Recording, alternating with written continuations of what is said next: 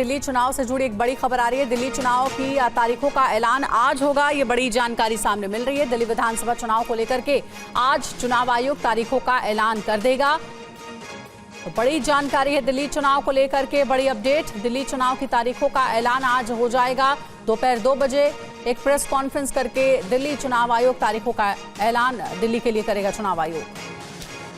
तो ये देखिए, दिल्ली विधानसभा चुनाव को लेकर ये बहुत अहम खबर है, बड़ी अपडेट ये सामने आ रही है। आज चुनाव आयोग की तरफ से दिल्ली चुनाव की तारीखों का ऐलान किया जाएगा और इसको लेकर जो तैयारियां हैं वो कर ली गई है 70 सदस्यीय विधानसभा। और इसको लेकर आज ये बाकायदा ये देखिए नोटिफिकेशन इस वक्त हम आपको दिखा रहे हैं, जो मीडिया इन्विटेशन है और जो मीडिया है उसको आमंत्रित किया गया है। और आज 2 बजे दिल्ली विधानसभा चुनाव को लेकर तारीखों का जो ऐलान है वो चुनाव आयोग की तरफ से किया जाएगा। रजनीश रंजन इस वक्त हमारे साथ जुड़े हैं पूरी जानकारी के साथ। रजनीश, क्या जानकारी सामने आ रही है?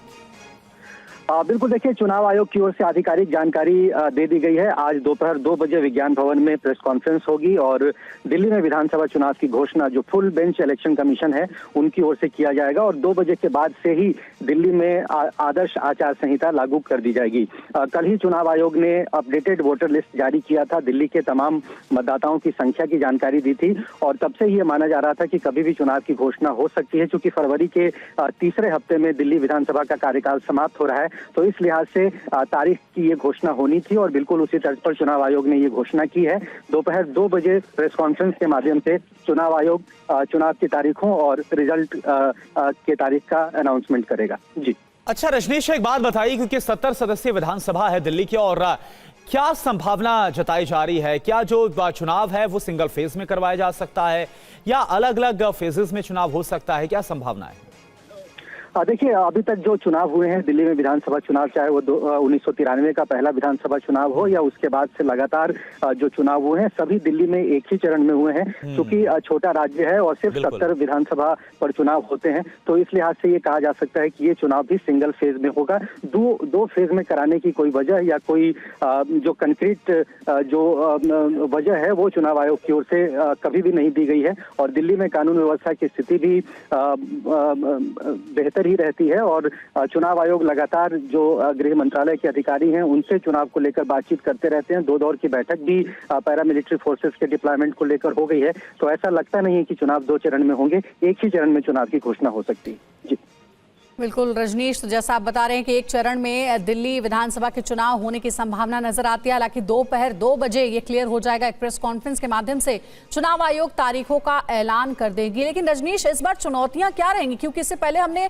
आपकी कई रिपोर्ट्स में देखा है फर्जी वोटर्स की एक बड़ी समस्या थी। कई जगहों पर आप गए सर्वे करने के लिए और वहां पाया गया कि कई फर्जी मतदाता हैं एक ही एड्रेस पर। बिल्कुल, देखिए, फर्जी मतदाता चुनाव आयोग के लिए बहुत बड़ी चुनौती है और फर्जी मतदाताओं के साथ साथ जो राजनीतिक दल मतदाताओं के, जो जेन्युइन मतदाताओं के वोट कटने की जो बात कर रहे हैं, ये भी एक चुनौती के तौर पर सामने आया। तो चुनाव आयोग को ये दोहरी चुनौती से जूझना पड़ेगा, निपटना पड़ेगा। और हमने अपने रिपोर्ट में दिखाया और पहले भी इस तरह की बात हमने की थी कि चुनाव आयोग के पास इतना कम समय है कि वो फर्जी मतदाताओं के वोटर लिस्ट से नाम कैसे डिलीट कर पाएंगे। तो निश्चित तौर पर एक चुनौती तो है और ये भी माना जा सकता है, जिस तरह की रिपोर्ट्स आई हैं और जिस तरह की रिपोर्ट्स TV9 भारतवर्ष ने की है, दिल्ली विधानसभा चुनाव में ऐसे मतदाताओं की तादाद बहुत ज्यादा है जो पूरी तरह से फेक हैं, जेन्युइन नहीं है।